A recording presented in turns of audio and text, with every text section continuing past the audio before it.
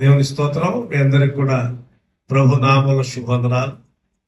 ప్రభునందు ప్రియమైన దేవుని బిడ్డలారా, దేవుని వాక్యంలోంచి మనం చదువుతున్నట్లుగా అపోస్తలుడైన పౌలు కొరింథీయులకు రాసిన ఈ మొదటి పత్రికలో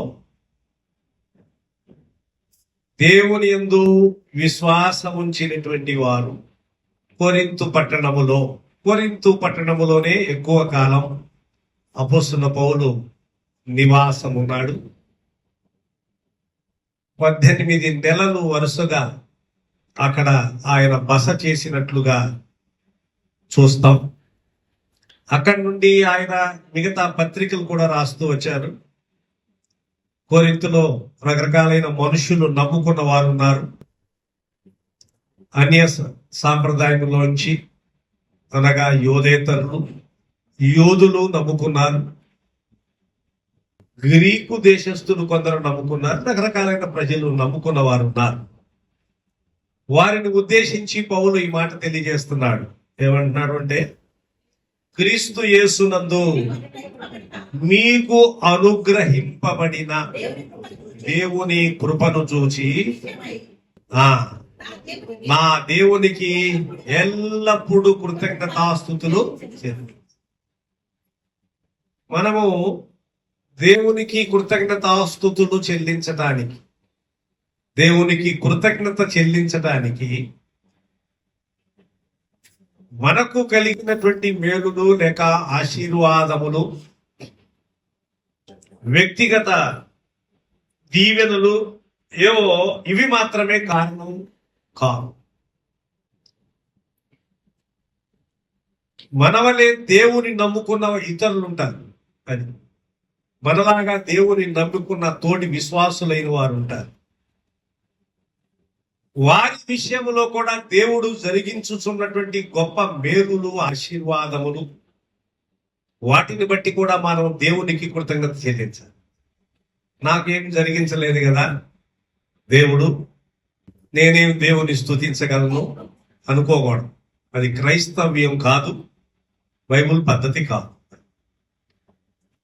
మనవలే తోటి విశ్వాసులు, మనము నమ్మిన ప్రభువునే నమ్ముకున్న వారు ఉంటారే, వారి విషయంలో దేవుడు చూపుతున్న కృపను బట్టి కూడా మనం ప్రభువా వారి పక్షంగా నీ కృతజ్ఞతాస్తుతులు చెల్లించున్నాను. నాకు జరిగినప్పుడే నేను దేవుని కృతజ్ఞత చెల్లిస్తానంటే అది సరైన విశ్వాసం కాదు. ఇది బాగా గుర్తుపెట్టుకోవాల్సిన వారనుకున్నాను.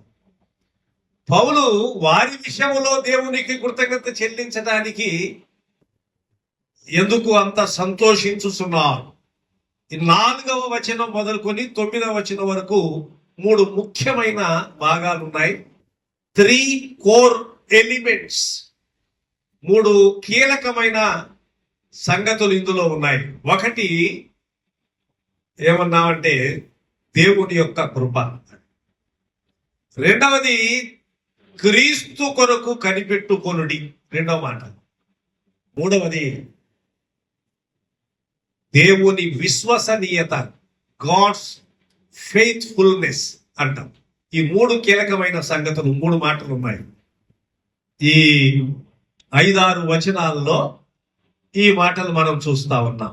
ఒకటి ముఖ్యమైన సంగతి ఏంటంటే దేవుని యొక్క కృప. చాలా పర్యాయములు మనం అన్నిటికీ ఏమంటాం తెలిసిందా? దేవుని కృప అండి, దేవుని కృప అండి, కృప అండి.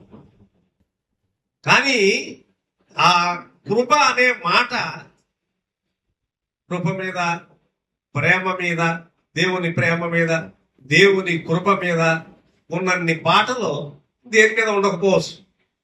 పాటలే కానీ, పద్యాలే కానీ, ఏమన్నా కానీ క్రైస్తవ సాహిత్యంలో దేవుని ప్రేమ మీద లేక దేవుని కృప అనేటువంటి దాని మీద ఉన్నటువంటి పాటలు ఇంకా వేరే విషయాల మీద ఉంటాయంటే అనుకోనక్కర్లా, అన్ని ఎక్కువ మనం చూస్తాం. కానీ ఇది చాలా విస్తృతమైనటువంటి పదం. గాడ్స్ గ్రేస్ అనేటువంటి మాట, దేవుని యొక్క కృప అనేది చాలా విస్తృతమైన పదం. చాలా చిన్న తేలిగ్గా ఎంచి మాట్లాడుకోకూడదు.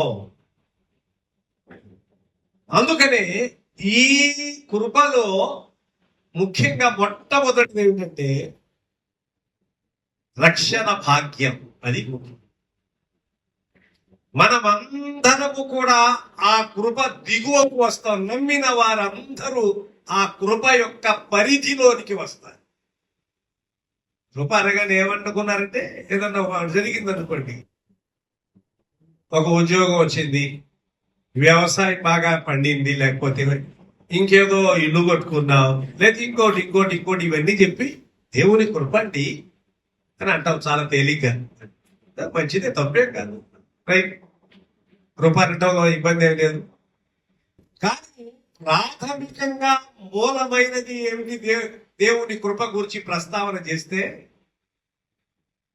డివైన్ వ్యూ అంటాం. దైవిక దృక్కోణములోంచి చూస్తే ఏది అసలైన కృప అంటే ఆయన అనుగ్రహించిన రక్షణ భాగ్యం.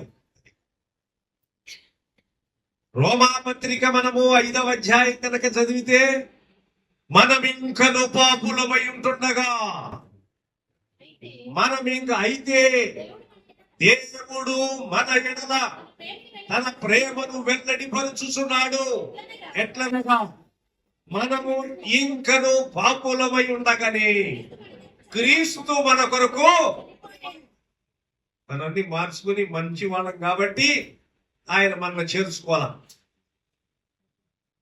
యేసు ప్రభు దగ్గరికి వచ్చే సమయానికి అన్ని మారిపోయి ఆయన దగ్గరికి రాలా. ఎవరు రాలా?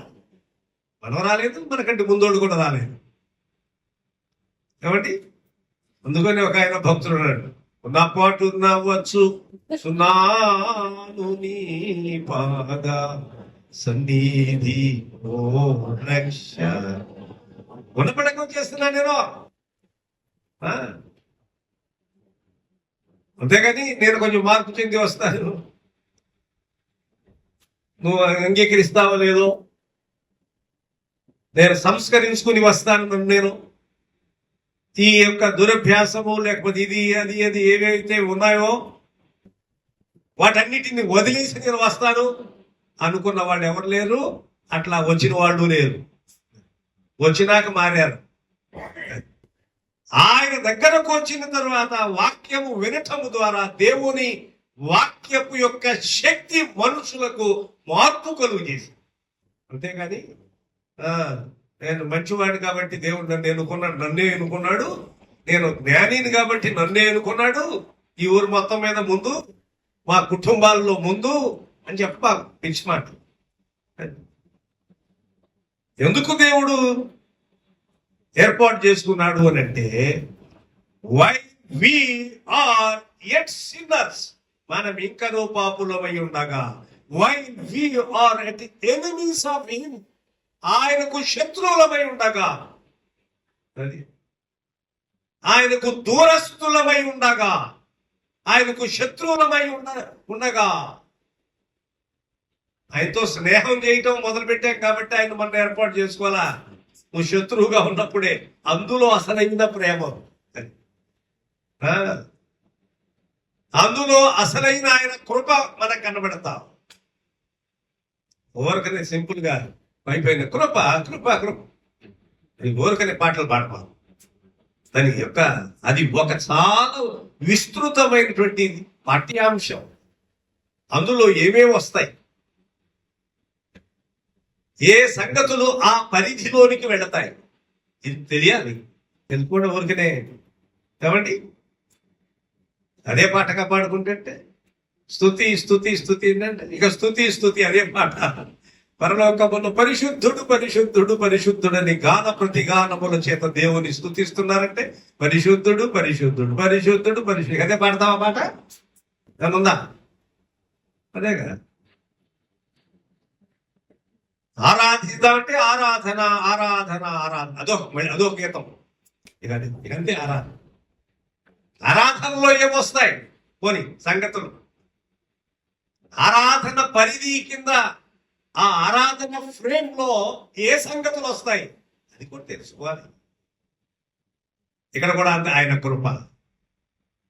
చూడండి, 3 ముఖ్యమైన సంగతులు మనం చూడబోతున్నాం. ఒకటి, దేవుని యొక్క క్రీస్తు యేసునందు మీకు అనుగ్రహింపబడిన క్రీస్తు యేసునందు మీకు అనుగ్రహింపబడిన దేవుని కృప. మొదటి రక్షణ, రెండవది ఇంకో మాట ఏమేమి వస్తాయి దాంట్లో, ఏది రాకుండా ఉంటుంది ఆయన కృప కింద. అది ఇవాళ బ్రతికి ఉన్నామంటే మనమాయన మూలమున బ్రతుకుచున్నాము, చలించుచున్నాము, ఉనికి కలిగి ఉన్నాం. ఆహారము, వస్త్రము, చివరికి పదార్థం సహా. ఎందుకని? దేవుని సెలవు లేక భోజనము చేసి సంతోషించుట ఎవరికి సాధ్యం అని. ఇదేముందండి అని అంటారా? భోజనం దేవుందండి, వస్త్రం దేవుందండి, చాలా సంపద సంపద సంపద ధనం గనక ఉంటే అప్పుడు దేవుని కృపని మాట్లాడవచ్చు అని అంటామా? తప్పు కాదు, పిచ్చి మాట. దేవుని యందు విశ్వాసం ఉంచినటువంటి వారు ఇప్పటికే మహిమపరచబడ్డారని బైబిల్ సెలవిస్తుంది. రోమా 8:29, రోమా పత్రిక 8వ అధ్యాయము 29వ వచనం.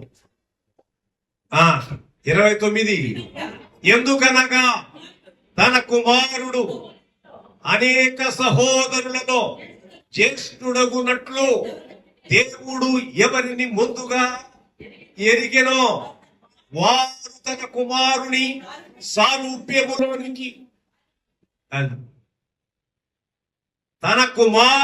సారూప్యములోనికి కలవారగుటకు అది దేవుడు ముందుగా నిర్ణయించెను. ఎవరిని ముందుగా నిర్ణయించెనో అది మనం ఆ జాబితాలో ఉన్నాం. ధన్యులు. చాలా మంది కంటే ఇంక నమ్మని వాళ్ళకంటే ముందున్నాక ఎప్పటికప్పుడే అదే కదా. దేవుడు ఎవరిని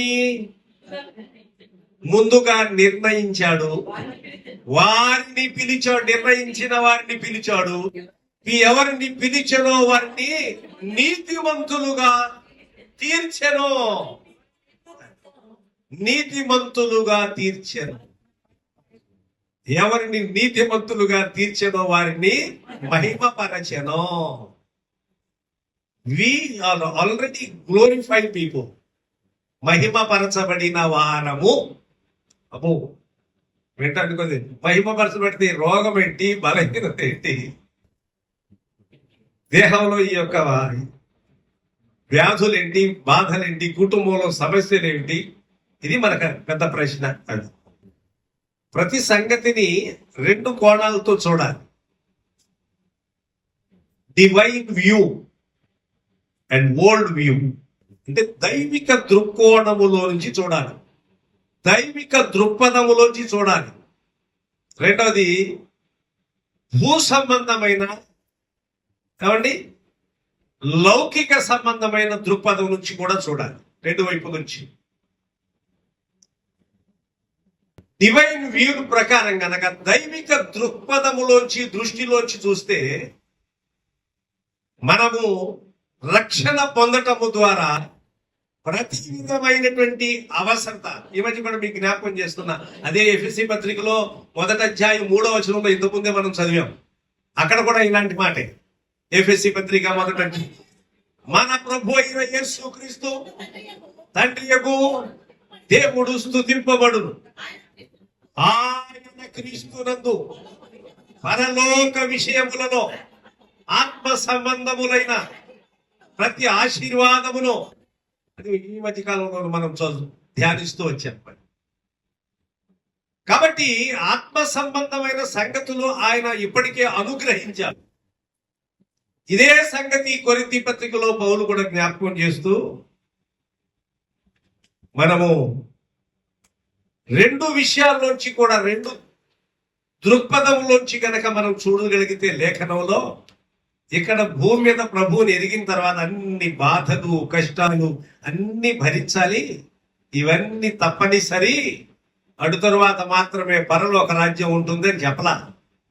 మార్కు సువార్త 10వ అధ్యాయము 28వ వచనం ప్రకారంగా మనం చూస్తే, ఒక యవనస్తు, అదే పేతురు వచ్చి అయ్యా, మేము సమస్తము విడిచి నిన్ను వెంబడిస్తున్నాం కదా, మాకేంటంటారు లాభం? అది దేనికైనా ప్రయోజనం ఉండాలి. ప్రార్థనకు వస్తున్నామంటే ఏంటి ప్రయోజనం? ఏదో ఒకటి ఉంటుంది, ఏదో లేకపోతే మనం అంతేనికి ఎందుకు వస్తాం? అదే మాట. ప్రతిదానికి ఒక ప్రయోజనం మారిన పని ఎవరు చేయడు, అంతే కదా. అవతల ఒక పని మానేసాం, మందిరానికి వస్తున్నాం, ఏమిటి ప్రయోజనం? దానికంటే ఎక్కువ ప్రయోజనం ఉండాలి, అంతే కదా. ఒక పని వదిలేసి ఒక పని చేస్తున్నామంటే అర్థం ఏంటంటే దానికంటే బెటర్గా ఏదో ప్రయోజనం ఉండాలి, తప్పేం లేదు. అది అలాగున మానవ సహజమైన సంగతి. అది ఏమిటి దీనివల్ల ప్రయోజనం అంటే, తిమోతికి రాసిన పత్రికలో పౌలు అన్నాడు, దైవ భక్తి ఇప్పటి జీవములోను రాబో జీవములోను ప్రయోజనకరమై ఉన్నది. శరీర సంబంధమైన సాధకము ఇప్పటికీ ఉపయోగపడుతుంది.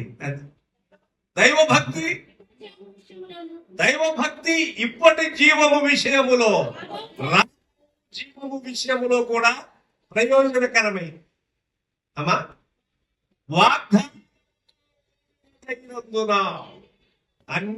అన్ని విషయముల్లో దైవభక్తి ఎప్పుడు ప్రయోజనకరమైంది. మరి మేము ఒకవేళ అనుకోవచ్చు, కొద్ది పనులన్నీ పక్కన పెట్టి దేవాలయానికి వెళ్ళాను కదా, నాకేమిటి ప్రయోజనం అంటే, అవును, ఖచ్చితంగా ప్రయోజనం. ఎందుకనంటే దేవుని మాటలు, దేవుని సన్నిధి, దేవుని బిడ్డల యొక్క సహవాసం మనకు బలాన్ని చేకూరుస్తుంది.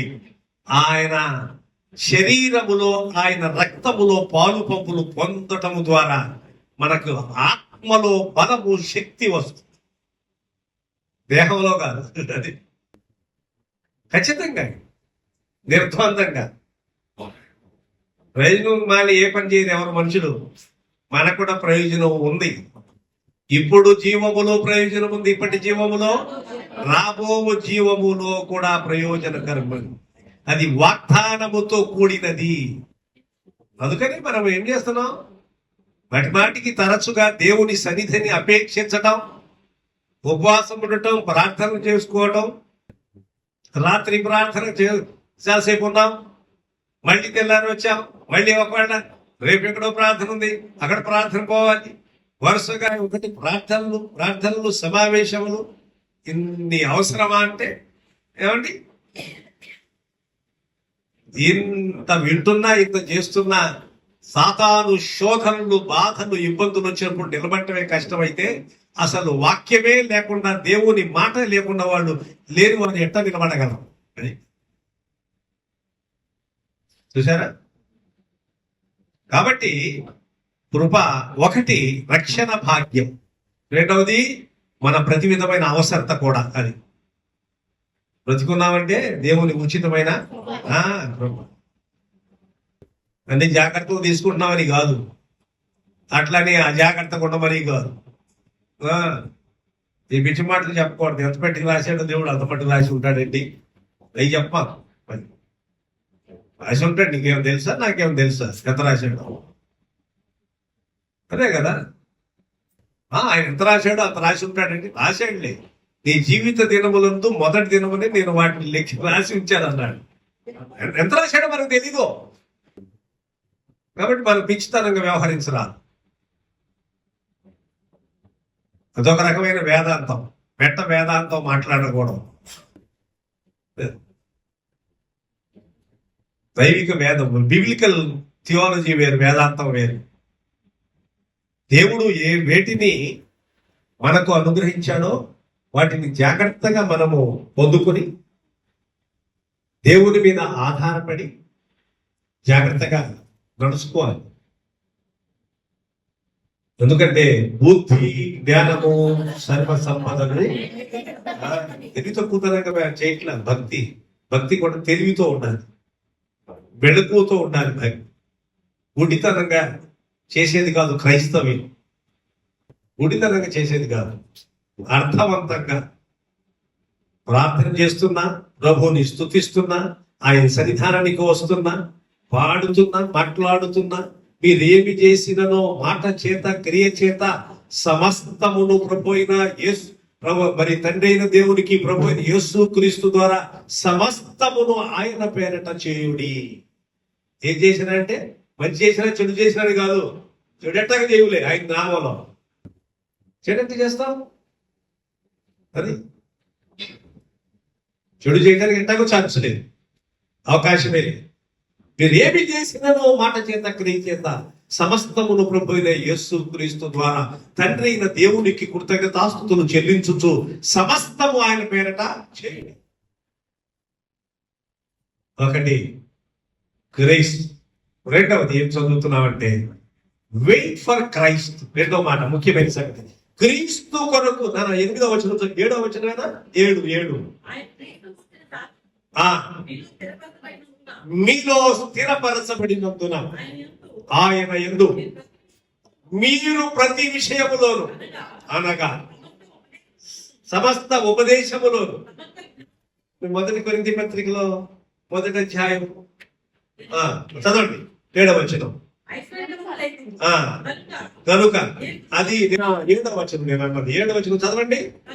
గనుక ఏ కృపావరమునందును లోపము లేక మీరు మన ప్రభు అయిన యేసు క్రీస్తు ప్రత్యక్షత కొరకు ఎదురు చూచుచున్నారు.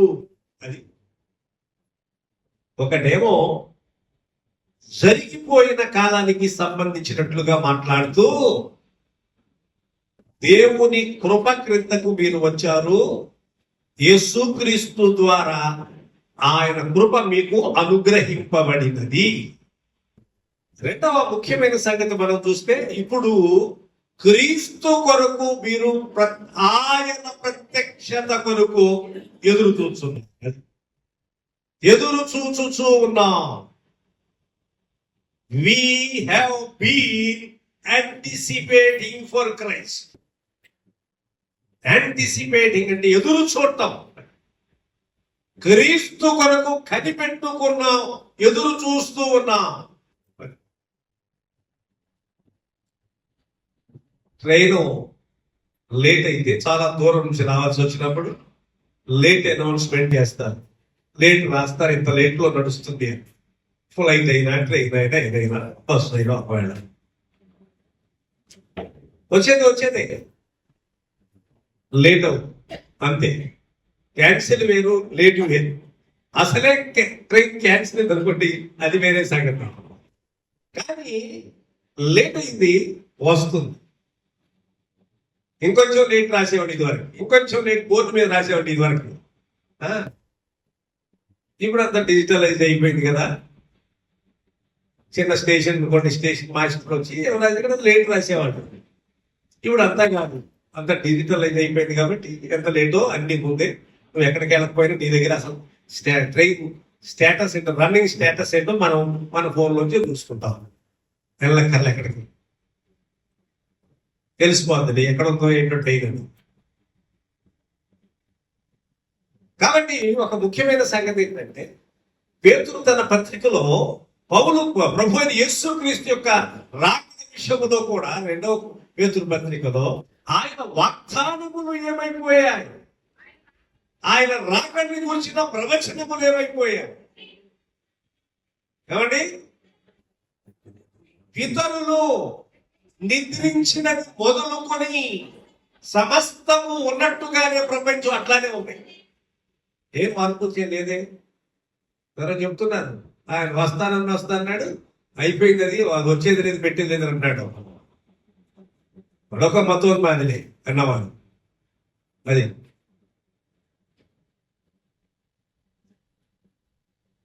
ఆయన వాగ్దానము చేసిన వాడు, one who is promise, he is faithful. వాగ్దానం చేసిన వాడు నమ్మదగిన. 3 ముఖ్యమైన సంగతులు. ఒకటి, ఆయన కృప బట్టి ఐశ్వర్యవంతులైతే. ఏమైశ్వర్యం అంత దారిద్ర్యమే.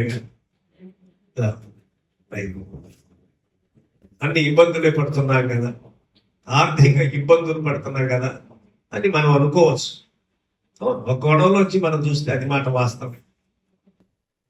ఒకటేమో కనపట్ల, ఒకటేమో కనపడుతుంది. క్రీస్తు ఆత్మ సంబంధమైనటువంటి ఐశ్వర్యము కనపట్ల, భౌతిక సంబంధమైన దారిద్ర్యత లోపం కనబడుతుంది. వాట్ వి ల్యాక్ ఆఫ్, ఏవి మనకు కొరతగా ఉన్నాయో కొట్టొచ్చినట్టు కనబడుతున్నాయి జీవితంలో. ఆర్థిక పరిస్థితులు, ఇంకొక ముఖ్యమైన సంగతి ఏమండి, ఏళ్ళు, వాకిలి, పెళ్లి, పిల్లలు, ఏవో భౌతిక సంబంధమైన ఇవన్నీ కూడా కొట్టొచ్చినట్లుగా మనం చూడగలుగుతున్నాం. వాటిని ఇవి కొరతలుగా కనబడుతున్నాయి. ఒకటి మాత్రం కనబడుతుంది, unseen, which is unseen blessing. అదృశ్యమైనవి, దృశ్యమైనవి అంటే అది పౌరు, ఇదే పౌరు. దృశ్యమైనవి అంటే కంటికి కనబడేవి. అదృశ్యమైనవి అంటే whatever the things unseen కనబడనివి నిత్యము ఉంటాయి. మళ్ళీ చెప్పారండి, కనబడిన నిత్యం ఉంటాయి అంటే కనబడలేదు కాబట్టి నిత్యం ఉంటాయి అనుకోవాలా? అనుకో మనం, అదే కదా, నువ్వు అనుకున్నా అనుకోపోయిన వాస్తవం అంతే. కనబడేవి ఉన్నాయి చూడే, దృశ్యమైనవి, కంటికి కనబడేవి, అవి అనిత్యములు. అంటే నిత్యము ఉండేవి కావు. దృశ్యమైనవి అనిత్యములు, దృశ్యమైనవి అదృశ్యమైనవి నిత్యము. వీళ్ళు తెలుసుకోవడం చాలా జాగ్రత్త తెలుసుకోవాలి. దేవుడు అనుకుంటే దేవుడు అన్ని ఆశీర్వాదాలు అన్ని కూడా చేసేస్తాడని బైబిల్ చెప్పలా. నేను చెప్పట్లే పిచ్చి మాటలో. ఎవరు చెప్తే కూడా తప్పు అవుతుంది. Whatever the things we can see are not eternal, temporal. Whatever the things unseen కనబడమే ఉన్నాయి చూశారు, అవి నిత్యమైనవి. కనబడలేదు కాబట్టి నిత్యం అని చెప్పుకుందామని అని కాదు, వాస్తవం కూడా అంతే.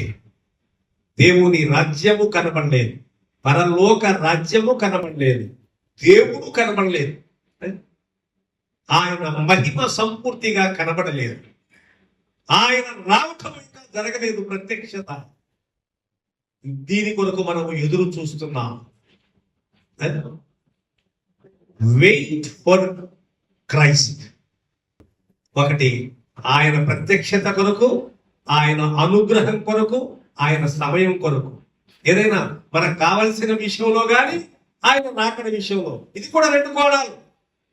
ఒకటి వెయిట్ ఫర్ క్రైస్ట్ అంటే ఫర్ హిస్ సెకండ్ అడ్వెంట్, రెండవ రాకడ కొరకు ఒకటైతే, రెండవది మనకు కావలసిన అవసరాలు ఉన్నాయి కొరతలో, whatever the things we lack of, ఆ విషయంలో కూడా దేవుని కోసం కనిపెట్టుకుని ఉంటాయి. 37వ కీర్తనలో అగైన్ అండ్ అగైన్ ఒక మాట ఉంది, వెయిట్ తప్పలో, దేవుని కొరకు కనిపెట్టుకొని ఉండుము, దేశమును స్వతంత్రించుకును. యెహోవా కొరకు కనిపెట్టుకునువా దేశమును స్వతంత్రించుకొందురు. దేశమును 3-4 పర్యాయం ఇదే మాట. దేవుని కొరకు కనిపెట్టుకున్న వారు దేశాన్ని స్వతంత్రించుకుంటారు. ఏ దేశం?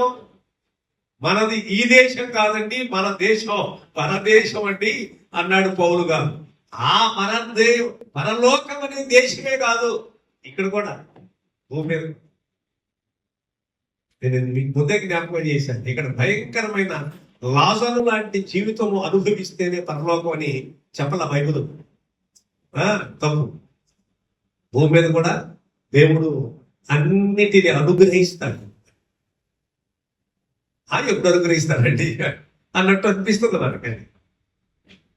భూమి మీద కూడా దేవుడు ఇప్పుడు ఇహమందు హింసలతో పాటు నూరంతలుగా అన్నదమ్ములు, అక్క చెల్లెండ్రు, తల్లులు, పిల్లలు, భూములు, వీటితో పాటు రాబోవు లోకం ముందు నిత్య జీవమును పొందునని నీతో నిశ్చయముగా చెప్పుచున్నా.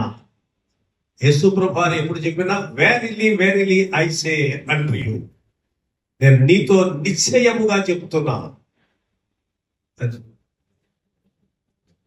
అంటే ఖచ్చితంగా జరుగుతుంది ఆయన మాట. 1 కృప 4-9 వచనాలను ఆ కృప దిగువనే ఉన్నాం, ఆ కృప పరిధిలోనే ఉన్నాం. మనం ఆ కృప పరిధి కింద మనం రక్షణ పొందాము. రెండోది ఇంకో ముఖ్యమైన సంగతి, అసలు ఉన్నాము, ఎన్ని బాధలున్నా, బలహీనతలున్నా, కష్టాలున్నా, కొన్ని ఒత్తిడులున్నా తట్టుకోగలిగి బ్రతుకగలుగుతున్నాం. అది మనం ఏమనుకుంటామంటే ఒకసారి అన్ని ఆహా ఇక ఇక ఉద్యోగం వచ్చేసేసింది, ఇంకేం తిరుగులేదు, ఇక పెండ్లి అయిపోయింది, ఇంకేం తిరుగులేదు, ఒక ఇల్లు కట్టుకున్న ఇంకేమి తిరగలేదు, అయిపోయింది అనుకుంటే సంతోషపడటానికి ఏమీ లేదు. ఒక సాధారణమైనటువంటి పోలీస్ కానిస్టేబుల్ పనిచేస్తున్న ఆయన, తన అధికారి ఒక ఆయన ఏమన్నారంటే, అదిగో టీ పట్టున అన్నాడ సర్కిల్ ఇన్స్పెక్టర్ గారు అని అంటే, అది ఈయన తీసుకురావాలి కదా పెద్ద ఆయన అధికారి, ఏంటో ఇట్లా మాట్లాడతాడు అనుకుని ఈయన పోలీసు వచ్చి పరీక్ష రాసి రాసి రాసి రాసి ఐపీఎస్ అయ్యారు. అది 4వ లేక 5వ అటెంప్ట్ లో ఐపీఎస్ అయ్యాడు. ఐపీఎస్ ట్రైనింగ్ లో ఉన్నాడు. పెద్ద విచిత్రమైన సంగతి ఏంటి తెలిసిందా? ట్రైనింగ్ లో ఉంటే ఈతో పాటు ఇంకొక ఐపీఎస్ ట్రైనింగ్ ఒక లేడీ ఒక కర్ణాటక సంబంధించి రాష్ట్రానికి సంబంధించి. ఇప్పుడు పెద్ద ఆశ్చర్యకరమైన సంగతి ఏంటి తెలిసిందా? ఈ ట్రైనింగ్ లో ఉన్న ఆయన మీద ఒక పెద్ద అభియోగం వచ్చింది. ఆ లేడీ ఐపీఎస్ ట్రైనింగ్ ఉన్నది చూశారు, వీళ్ళిద్దరి మధ్య పెద్ద భయంకరమైన గొడవ తలెత్తటం వలన ఇప్పుడు ఈయన సస్పెండ్ చేశారు.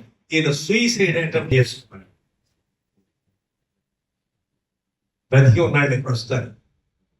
అది కదా ఏమనుకుంటావు, కదా ఉద్యోగం వచ్చేసింది పర్లేదు, పేద ఉద్యోగం వచ్చేసింది పర్లేదు, బ్రతికిది తెలీదు.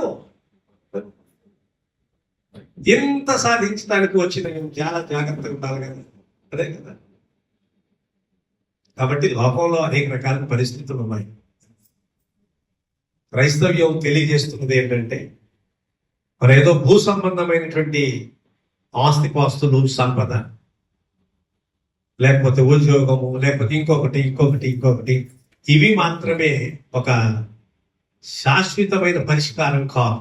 అవి అవసరం మనుషులకు, కానీ అవి మాత్రమే ఒక శాశ్వతమైన పరిష్కారం. జీవితం అన్నిటికీ అవి మాత్రమే శాశ్వతమైన పరిష్కారం కాదు. కాలేదు ఎవరికి కూడా. డబ్బు చాలా కానీ మనమేమండి, యాకోబు తన పత్రికలో అంటున్నాడు చాలా స్పష్టంగా, కాగా మనము అన్న వస్త్రములు గలవారమై సంతృప్తి చెందుతూ, అనవస్త్రములు గలవారని. మనం ఈ లోకములోనికి ఏమీ తీసుకుని రాలేదు, ఏమీ ఈ లోకం నుంచి తీసుకుని పోలేమో, కాగా అన్న వస్త్రములు కలిగిన వారమై దేవుని స్తుతిస్తాం. కాబట్టి ఒక గొప్ప ఉన్నత స్థితిలో వెళ్ళిపోయిన తర్వాత ఆహా ఏం తిరుగులేదు ఈ మనిషికి అని అనుకుంటానికి లేదు. బైబిల్ ఏం చెప్తుందంటే మనకి ఎక్కడికక్కడే ప్రతి విధమైన పరిస్థితిలో ఒక గొప్ప నిరీక్షణ కలుగు చేస్తుంది. మన బ్రతికెట్లుగా చేస్తారు. లోకంలో మనుషులు అన్ని రకాలైన ఒత్తిళ్లు, పరిస్థితులు బట్టి వాళ్ళు జీవించడానికి కష్టమైపోతుంది. ఎన్నో ఇబ్బందులున్నా బ్రతుకుతున్నాం. ఎందుకో తెలిసిందా? ఎన్ని కొరతలున్నా కానీ జీవించగలుగుతున్నాం. అదే క్రైస్తవ రహస్యం. 4 సూత్రాలు మంచి మాటలు చెప్పి మనుషుల్ని మార్చడానికి, అలాంటి మంచి సూత్రాలు మాత్రమే కాదు బైబిల్ చెప్పింది. తాత్కాలికమైనటువంటి పరిష్కారం, మానవ జీవితానికి తాత్కాలికమైన పరిష్కారం, కొన్ని నైతిక సూత్రాలు చెప్పి వదిలిపెట్టలా బైబిల్. శాశ్వతమైన పరిష్కారం చూపింది మనుషులకి. అది ఇది తెలుసుకోవాలి. మిగతా వాటికి బైబిల్కి ఉన్న వ్యత్యాసం అది. శాశ్వతమైన పరిష్కార మార్గం మనిషి పాపమునకు శాశ్వతమైన పరిష్కారం అది. అందుకనే బైబిల్ ఉన్న దేవుని దగ్గరికి రాగలిగినటువంటి వారిని బట్టి వారిని ఉద్దేశించి చెప్తున్న మాట ఏంటంటే, ప్రభు అన్నారు, నోరు తెరిచి ప్రసంగం మొదలుపెట్టిన తర్వాత 8 బీటిట్యూడ్స్ అంటాం, 8 ధన్యతలు మాట్లాడుతూ వచ్చారు యేసు ప్రభు. వీరు ధన్యులు, వీరు ధన్యులు, వీరు ధన్యులు. కొండ మీద ప్రసంగంలో మొట్టమొదట 8 ధన్యతలు గురించి ఆయన మాట్లాడుతూ వచ్చారు. ఆత్మ విషయమై దీనులైన వారు ధన్యులు. తర్వాత దుఃఖపడువారు ధన్యులు. తర్వాత సాత్వికులు ధన్యులు. ఎవరు ధన్యులు? ఏమండి? ఏం పర్లేదు, నీకు ఇద్దరు మగపిల్లలే కాబట్టి నువ్వు ధన్యుడు అయ్యా. నేనెంత దౌర్భాగ్యుడో అని ఆ తండ్రి ఏమిస్తున్నాడు. అది కదా, అర్థమైందా? ఇద్దరు ఆడపిల్లలు కలిపి అవును నేనే ఉందండి, నా బాధలు ఆయన ఇద్దరు ఏడుస్తూనే ఉన్నారు, ఇద్దరు బాధలు పడతానే ఉన్నారు. మనకు కనబడేది ఏంటి? నీకు ఇద్దరు ఒకటి, నువ్వు చాలా ధన్యుడు, ధన్యురాలు అమ్మా, గొడవ లేదు. ప్రాక్టీస్ అభ్యాసంలోకి వచ్చిన తర్వాత రావడం అర్థం అవుతుంది. మన దృష్టిలో అది డబ్బు ఉందో నీకు ధన్యుడు, ధన్యురాలు. ఇద్దరు మగ పిల్లలే కాబట్టి నీకేం రాదు, ధన్యురాలు పో.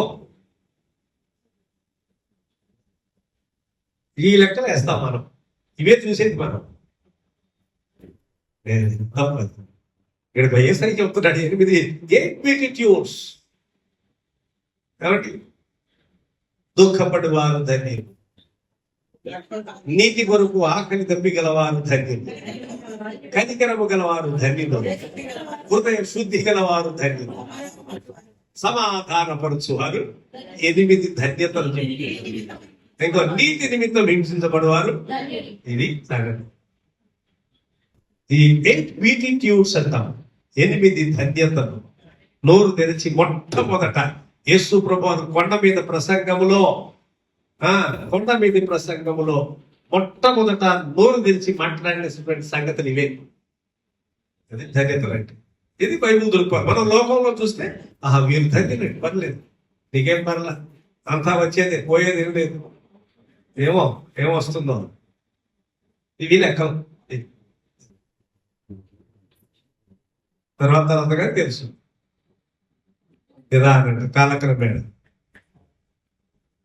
బైబిల్ ఏం చెప్తుంది చాలా స్పష్టంగా ఎవరు ధన్యులో అనే మాట స్పష్టంగా తెలియజేస్తుంది. ప్రభునందు ప్రియమైన దేవుని బిడ్డలారా,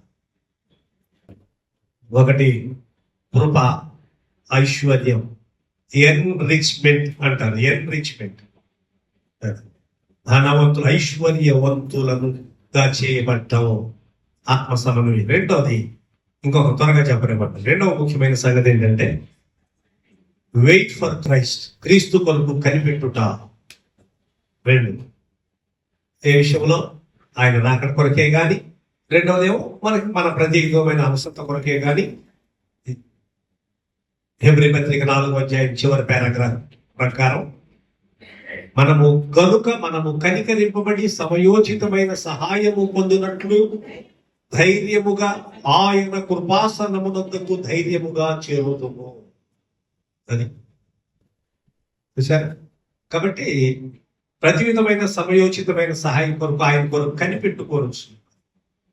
ఎలా కనిపెట్టుకోవాలన్నారని తెలిసిందా? ఒక ఉదాహరణ, కావలి వాడు ఉదయము కొరకు కనిపెట్టుకున్నట్లుగా 12-1 గంట దాకా మనుషులు సంచరించవచ్చు కొన్ని ఏరియాల్లో. ఇక తర్వాత 1 గంట లేకపోతే 3 గంటలు ఆ మధ్యలోనే వాచ్మెన్ అనుకుంటాడు, ఒంటరిగా ఎక్కడో లోన్లీగా ఉన్న వాచ్మెన్ ఎక్కడో యార్డు దగ్గర పనిచేస్తున్న సెక్యూరిటీ వాచ్మెన్ అనుకుంటాడు. టైం చూసుకుంటా ఉంటాడు, ఎప్పుడు తెల్లారుతుందా ఎప్పుడు తెల్లారుతుందా ఎప్పుడు తెల్లారుతుందా ఎప్పుడు మనుషులు బెదురుతారా. ఎందుకని ప్రాణం అరచేతిలో పెట్టుకున్నట్టుగా ఒంటరిగా పట్టుగా కాపలా కాయాల్సి వస్తాను. ఎప్పుడన్నా గుర్తొచ్చిందా? గూడ్స్ ట్రైన్ ఉంటుంది, మామూలు ట్రైన్ పర్వాలేదు. గూడ్స్ ట్రైన్ యొక్క గార్డ్ ఎక్కడ ఉంటాడు? ఎక్కడో ఉంటాడు. ఎక్కడో ఫ్రంట్ లో డ్రైవర్ ఉంటాడు, వాకీ టాకీలు మాట్లాడుకుంటారు. అది దట్టమైన కీకారణ్యంలో రాత్రి వేళ ఎక్కడన్నా ఆగిందనుకో, ఆయన పరిస్థితి ఏంటి? ఒంటరిగా ఎవరుండడం మనుషులు. అలాగే కొన్ని పర్యాయములు అడవి జంతువులు కూడా ఎగిరెట్టి ఆ గూడ్స్ ట్రైన్ లాంటి గూడ్స్ యొక్క ట్రైన్ యొక్క గార్డు తినివేసినటువంటి అటాక్ చేసిన సందర్భాలు కూడా ఉంటాయి. కాబట్టి రాత్రి వేళ కావలి వాడు ఎప్పుడు తెల్లారుతుందని ఎదురు చూస్తాడో ఎప్పుడు అయిపోతుంది. అట్లా ఎదురు చూడు మనం ఏ రోజు దేవుని కొరకు. వెయిట్ ఫర్ క్రైస్ట్, క్రీస్తు కొరకు కనిపెట్టుకుని. మూడవ ముఖ్యమైన సంగతి, ఇంకో మాట మీకు జ్ఞాపకం చేసిన, అదేంటి తెలిసిందా? God is faithful. దేవుడు నమ్మదగినవాడు. అంతే, దేవుడు నమ్మదగినవాడు. వాగ్దానము చేసిన వాడు నమ్మదగినవాడు. ఇదే కొరింథీ పత్రిక 1:10 అధ్యాయంలోకి వెళ్ళిన తర్వాత అదే మాట ఉంటుంది. 24 వచ్చిన వాగ్దానము చేసిన వాడు నమ్మదగిన. ఈ మూడు ముఖ్యమైన సంగతి. 3 core elements within these, in between 4 to 9 verses, ఈ 4-9 వచనాల మధ్యలో ఉన్న వాక్యంలో ఈ 3 కీలకమైన సంగతులు కనబడతాయి. ఒకటి ఆయన యొక్క ఎన్రిచ్మెంట్.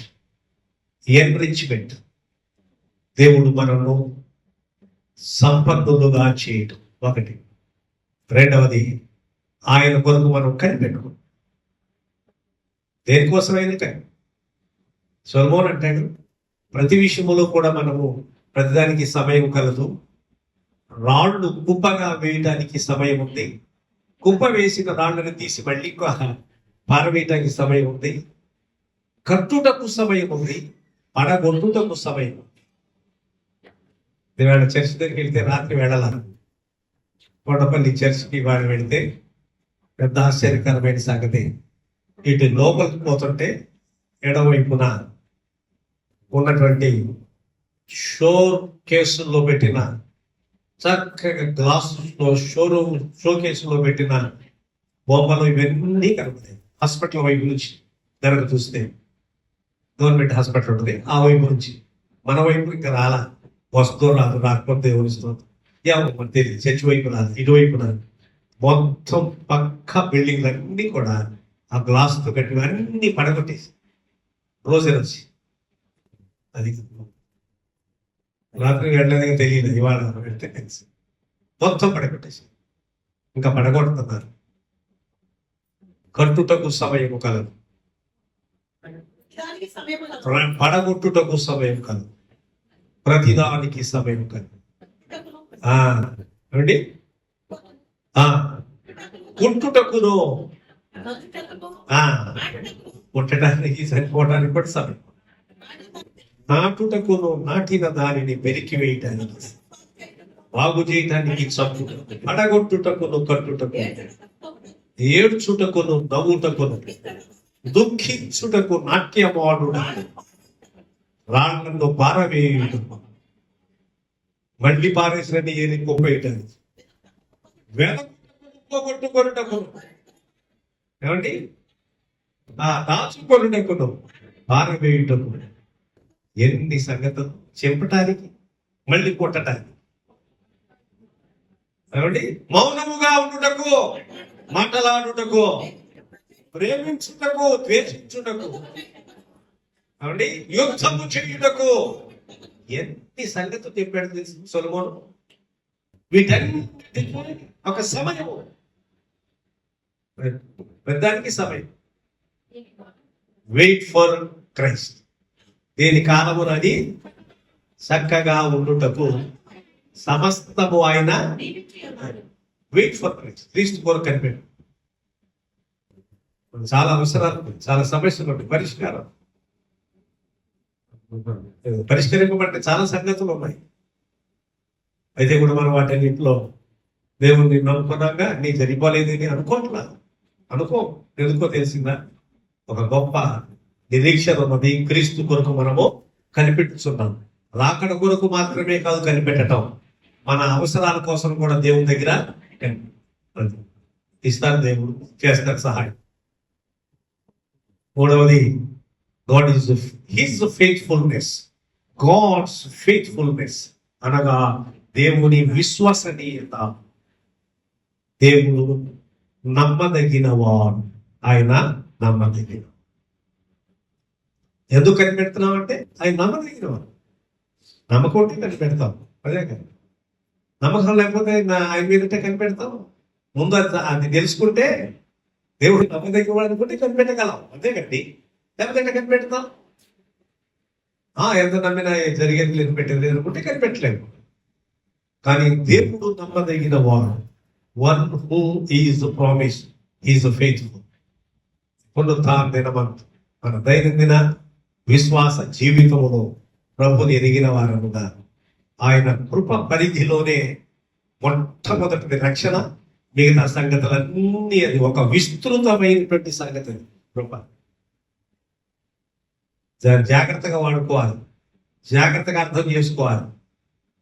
నిశ్చితంగా వ్యవహరించడానికి కుదరదు. ఆత్మ సంబంధమైన విషయాలే కానీ, భౌతిక సంబంధమైన విషయాలే కానీ ఆయన కృప అని అన్నప్పుడల్లా వాటిని చాలా జాగ్రత్తగా బ్యాలెన్స్ సమతుల్యంగా అర్థం చేసుకోగలిగి ఉన్నది. మనము ఆయన కొరకు కనిపెట్టుకొని ఉంటారు. మూడవది, ఎందుకు కనిపెట్టుకోవాలంటే the main reason, he is faithful. ఆయన నమ్మదగిన, ఆయన కొరకు కనిపెట్టుకోవాలి. కనుక అనేక రకాలైన పరిస్థితులు కూడా వెళ్ళవలసి వచ్చినా సరే ఆయన కొరకు కనిపెట్టుకుని వాగ్దానము చేసిన వాడు నమ్మదగిన వాడు కనుక ఆయన కొరకు ఎదురు చూస్తూ ఇప్పటికే మనము క్రీస్తునందు విశ్వసించిన వారముగా మహిమపరచబడిన వారమును ఐశ్వర్యవంతులమును అయి ఉన్నాము. వింటున్న వారు నవ్వుకుంటారు, ఒకవేళ నవ్వుకోరు, వాళ్ళకేం తెలుసు. నా మాట మీకు అర్థమైందండి. ఇప్పటికే మనము మహిమపరచబడి, we are already glorified and we are enriched అనగా ఐశ్వర్యవంతులైపోయాం. ఏదంటే ఐశ్వర్యం ఏది మిగతా వారికి కనబడదు. అదే రహస్యం, అదే మర్మం, అది అనుభవము చేతనే అర్థమవుతుంది. ఆత్మానుభవము చేతనే అర్థమవుతుంది కానీ ఈ నేత్రములకు అగుపడదు,